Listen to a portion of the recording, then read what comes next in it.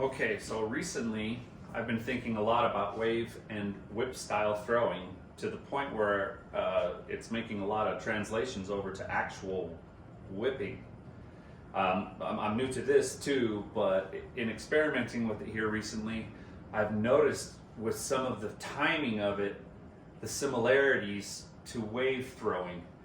And it's actually enlightened me to a little bit more of how I need to change my timing in my wave throw, and a couple other things that I'm going to sound scattered out for a second, but deal with me.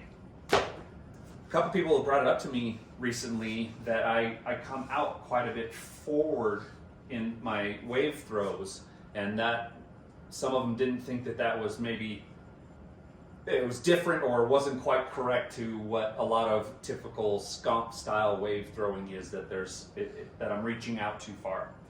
And I've kind of come to where I'm agreeing with it, and the part of the revelation with the whip here that I'm about to explain is what gave me that.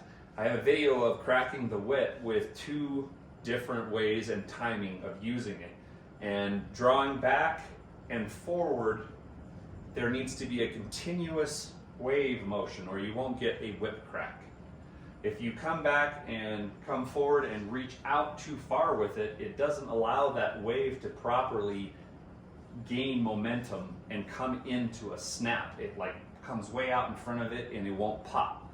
So that made me think a little bit more about the abruptness of that stop and wave, because you're going in a basic figure eight infinity with that thing if you just kept going back and forth.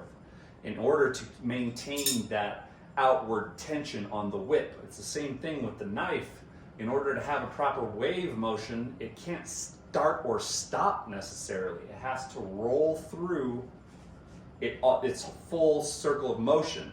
So the back part of it seems to have been very easy for me. I will draw back and lean into it. This creates that first change in direction that is a wave or a whip. Starting back and forward. Where I think I've been faltering a little bit is because when I start to get back further, I lose the ability to make my throw very short because I lose accuracy. It goes all over the place. So I think some of the reason that I've been coming out and through my throw is a little bit of my typical nose spin kicking into where I'm reaching to control the knife with my hand to control its flight. But if you get the wave motion just right, the snap in the front from changing back your direction again, just as if when you come forward, there's that change in direction. There's a small snap in the back and there's a snap in the front. And the whip video that is after me gabbering on at you for a minute here shows that at the very last whip throw that I do, the timing is what I'm thinking is perfect in wave motion, and the whip actually cracks in the back and cracks in the front because it was properly timed to stay in that wave motion. And I think throwing is the same thing. If you come back, you're developing that inertia, it's all loading into all this tension stuff, your finger, all that. You're coming in order to release all of that, you have to come back into what would be a drawback. And it's just very brief at the end of it.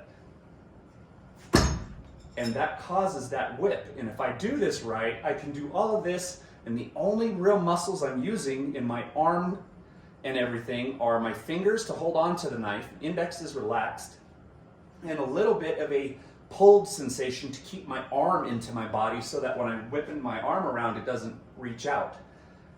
Those are the real only active muscles that you use with this wave style. That's why I think it's so fascinating, is because I'm not throwing it anymore. I'm throwing my arm and the knife is simply snapping out of it. I'm not throwing it like I would with a normal no spin throw. I'm really geeked out right now if you can't tell with all the excitement. But this is really neat revelation. If I learn to control this, I don't have to throw the knife anymore. It's insane. I don't have to look, it starts to fly straight on its own because of the way that it's snapped out of the hand from all that preloaded tension.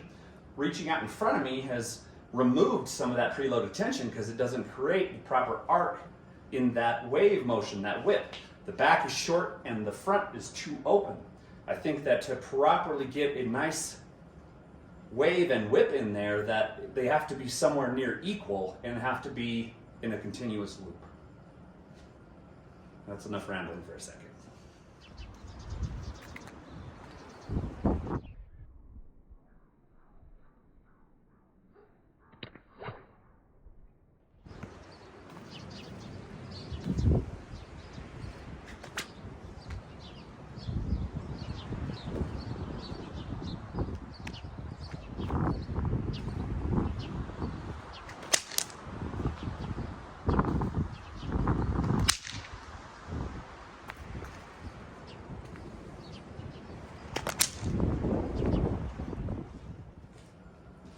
Okay, so in the first two whip cracks, you can see that I have my typical drawback, but in each one of those, I reach out a little further, and the first two times I throw the whip, it doesn't crack. The third time, I get it to crack, but the timing's a little bit sloppy. On the fourth throw, the timing is correct, and I get a good forward snap. And then on the fifth and final throw of the whip, I think is what it demonstrates the best timing that I'm thinking of. And in that throw, if you look and listen to it, you can actually hear the whip crack in both the back draw and the forward throw. It cracks in both positions.